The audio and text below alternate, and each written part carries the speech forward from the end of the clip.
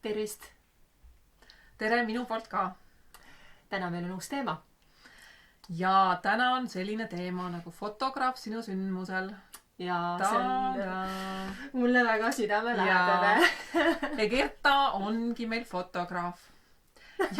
Ja juba viimased 15 aastat mina olen ise ka olnud Gerta kaamera ees ja mina ennast tunnen väga mugavalt. Erinevalt nendest tavapärastest olukordadest, kus ma väga võib-olla ei taha olla seal kaamera ees. Ja nii, et tänase teema puhul on mul väga palju rääkida, ma pean ennast vaos hoidma, et ma siin lobisema ei kuku liiga pikalt, et tõesti 15 aastat olen ma kaamerat käes hoidnud, nii et tean sellest valdkonnast kõike ja täna ise väga enam ei taha sündmusi pildistada. Võib-olla hiljem natuke kommenteerin, miks. Tegelikult see ei ole üldse lihtne töö.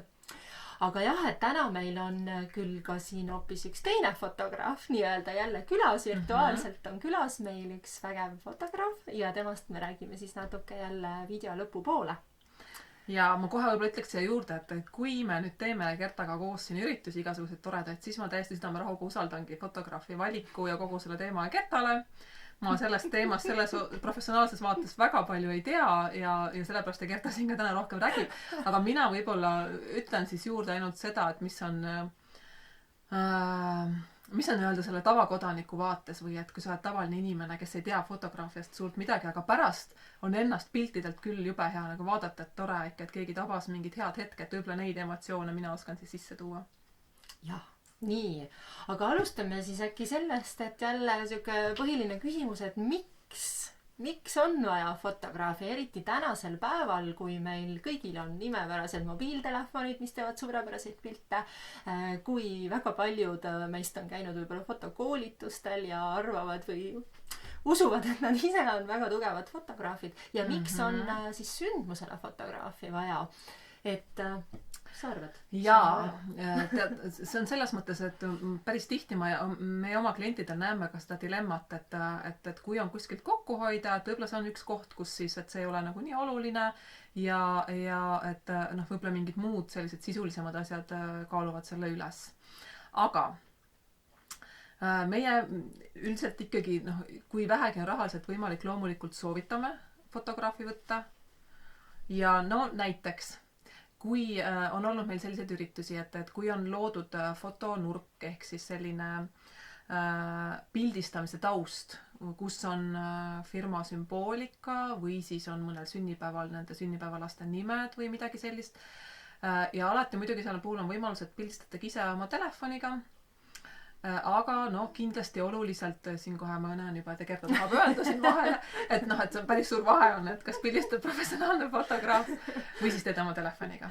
Natukene on jah vahe, et natukene, et tegelikult ja tegelikult on ikka päris suur vahe, et fotograaf on ikkagi professionaal, ta on seda õppinud, ta teab, kuidas sa seal pildi peal olema peaksid, see on väga-väga suur osa sellest, et see pilt ka õnnestuks.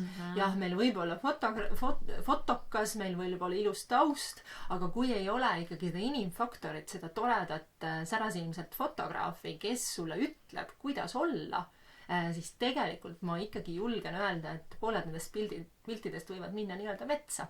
Ehk siis miks seda fotograafi vaja, ongi see, et ta on juba üks osa meelelahutusest. Tema loob sellise mõnusa tunde, see on, kui tõesti on tehtud pildistamise taust, inimesed lähevad sinna. Me oleme näinud seda oma üritustel, ma olen seda ise sadu kordi näinud, olles siis fotograafi rollis, et see on põnev. Meile kõigile tegelikult meeldib, kui meist on ilusad pildid olemas. Me oleme kõik natuke edenud. Et Kerli võib-olla ka on natuke selline, kes mis mina ei lähe kunagi hästi. Sellisel juhul ongi olemas see inimene, kes teeb teist hea pildi. Ma ütlen, et ma ei ole, ma olen päris vanaks elanud või ärme nüüd sellest on nagu räägi, aga lihtsalt, et põhimõtteliselt siiamaani võib-olla see sõltub ka sellest, et ma lihtsalt Gertat tunnen kaua, või mitte küll väga kaua, aga et ma tunnen teda piisavalt hästi, et mitte ükski fotograaf ei ole nagu minus tekitanud sellist julgemise või lubamise tunnet, et see on okei, et ma olen niimoodi, et ta ütlebki mulle, et ma ei tea, säti oma juuksed sealt kohast paremaks, et sa näed hoopis parem välja ja lõpuks ma saangi aru, et ta töötab nagu minuga koos, ka temal on eesmärk, et selles pildis saaks ilus ja kui ma siis olen näinud neid tulemusi, siis ma mõtlengi, et okei, et võib-olla ma lubangi ennast pildistada ka mingitel suvalistel hetkedel, et see on täitsa okei, et ma ei näegi väga nagu imelik välja enamusel piltidel. Ja tegelikult enamik inimesi ei näe imelikult ja välja. Selleks ongi hea fotograaf, nagu päriselt. Just, et ja mis siis kindlasti veel, miks üldse pildistamine vajalik või oluline on? Esmatähtis on ju see, et me loome mälestusi. Me jätame alles selle hetke pildi peal, mis oli. Me unustame tegelikult erinevaid hetki ja momente ja sündmusi ja inimesi ja kõiki neid hetki, mis meil on. Aga foto aitab justkui taas elustada selle mälestuse sellest konkreetsest hetkest, konkreetsest sündmusest, kus sa viibisid. Sa oled võib-olla tulnud sellele üritusele ennast väga üles löönud, eks ju, sul on uus kleit, soeng, sul on suurepärane kaaslane ja milline ideaalne võimalus on see, kui seal on ka suurepärane fotograaf, kes teeb teist ilusa pildi. No täpselt. On ju, kõlab ju hästi. Ja. Et ehk siis tõesti jah, ja mis siis veel esimese punktina on meil siin spikril jälle kirjas? Ja meil on selline asi siin kirjas nagu, et fotost jääb mälestus ja see tekitab, kui me räägime nüüd selliste ürituste kontekstis, ettevõtete kontekstis, siis see tekitab ka meeskonna tunnet, et sa vaatad, et okei, 5 aastat tagasi oli meil selline üritus, et siis olid mul sellised kolleegid, et nagu päris äge meenutus. Ja see loob nagu sellise, taas loob selle sündmuse ja selle sideme nende inimestega, kellega sa koos töötad. Just, et väga tihti sündmustel ma soovitan, kui te olete ise ettevõtte töötajad, võtke oma tiim kokku, minge fotograafi juurde julgelt öelge, et tee meist nüüd tiimipilt, et sa tõesti saad, need inimesed, sinu kolleegid ju mängivad sinu elus väga tähtsat rolli mingil teatud eluperioodil, ehk siis on vahva seda vaadata, meenutada, aga ka nendel piltidel võib olla ka väga praktiline nii-öelda siis põhjus, et sul on vaja kinkida kellegile, mõni kolleeg lahkub teie ettevõttest, te kingite mälestuseks selle foto või siis on järgmise aasta sündmusel, te teete nendest fotodest slaidishow, saate näidata, meenutada neid toredaid hetki. Et jah, et seal on tegelikult on väga palju põhjuseid. Aga ma tea, et me siin hoogu ei satu, nagu ma alguses juba olin siin säravate silmadega, et kuidas fotograafi valida. Eestis on väga-väga palju fotograafe ja tuleb järjest juurde.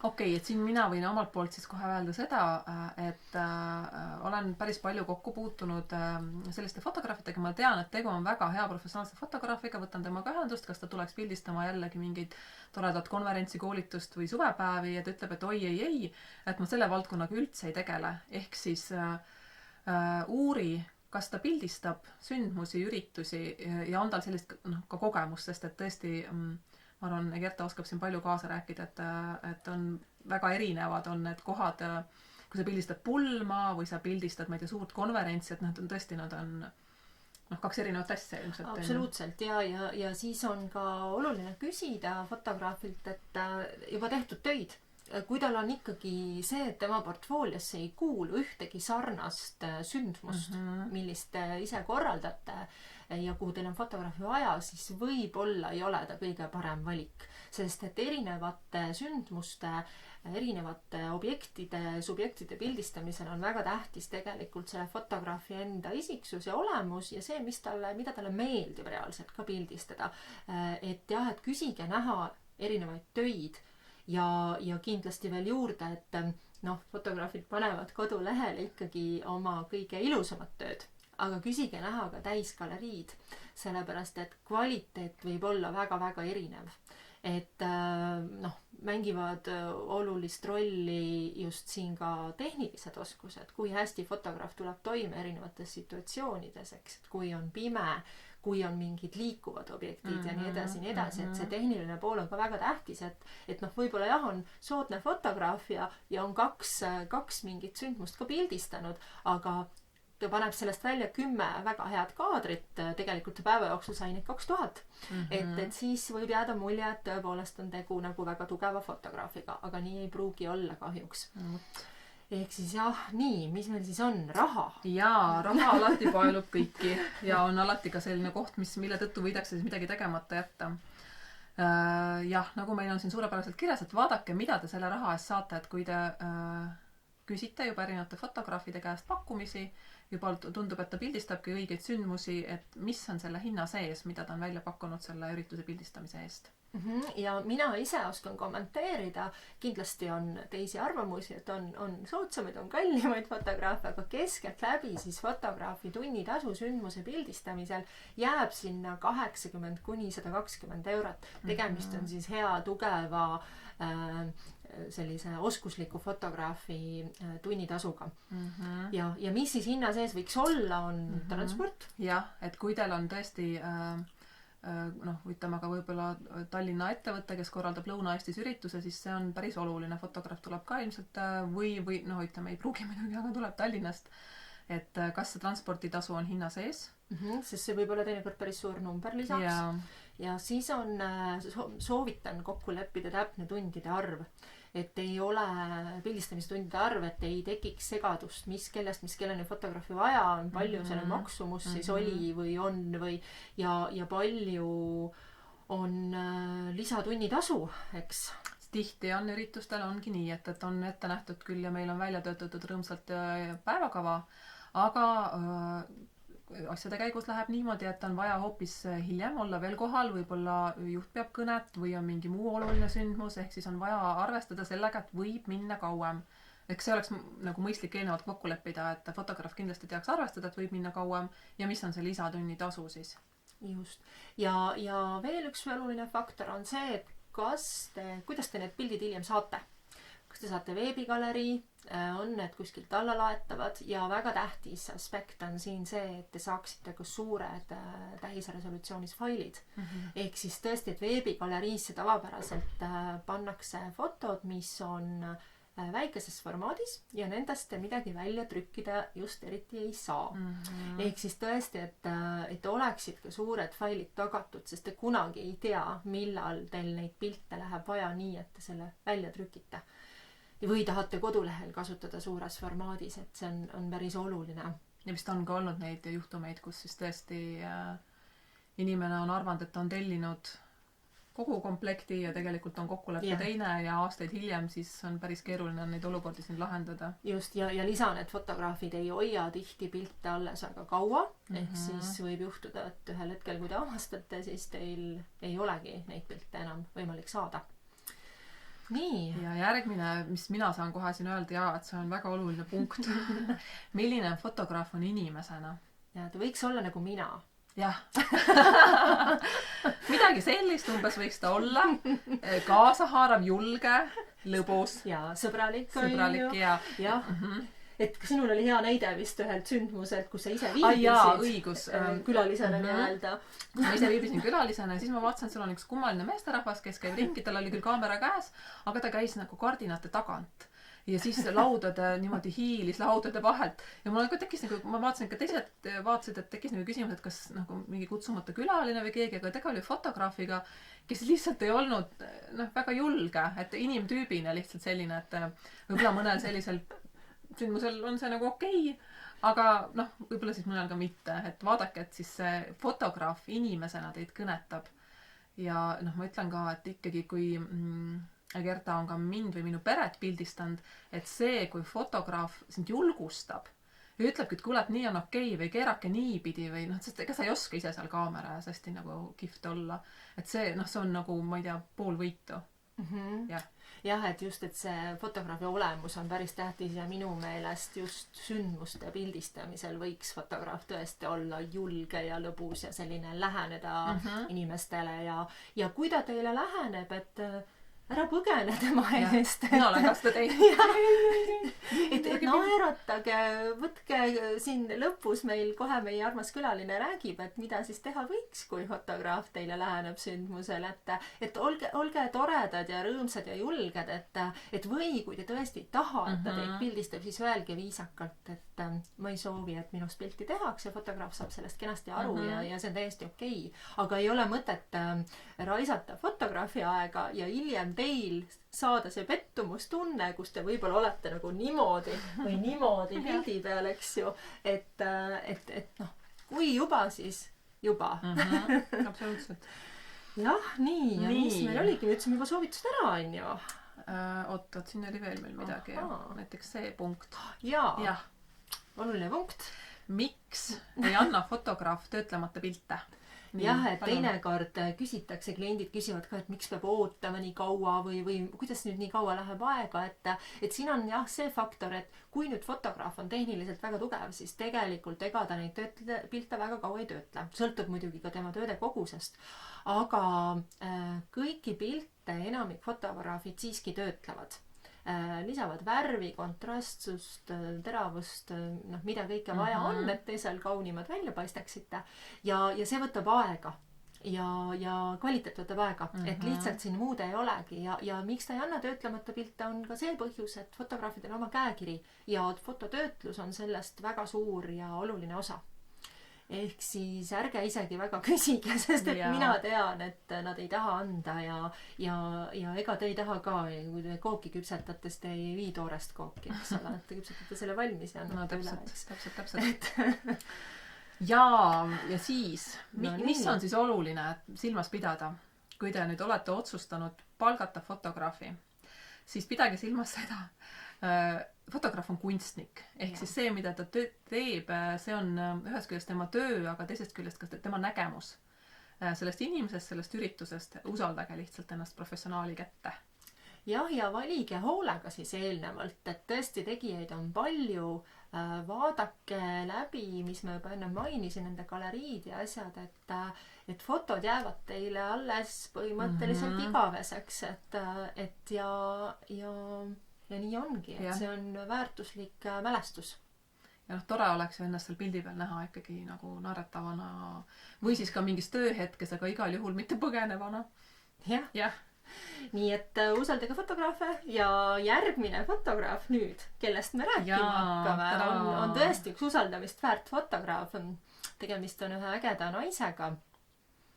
Ta nimi on? Ja tema nimi on selline nagu Kersti Niglas. Ja tasub meelde jätta. Tasub meelde jätta, et tema on, tal on ikkagi päris selline huvitav pagas, et ta on siis Mindvalley community osaleja, ma saan aru ka pildistaja, fotograaf. Ja ta kuulub sinna Mindvalley siis tiimi, korraldajate tiimi fotograafina. Ja Mindvalleyst saate siis täpsemalt teada, kui te seda guugeldate või siis ma lisan ka siia video alla lingi nende lehele. See on üks vägev ja suur ettevõtmine ja Kersti tõesti on osa sellest suurepärasest tiimist, kus on koos üle 70 riigi erinevad suurepärased tegijad.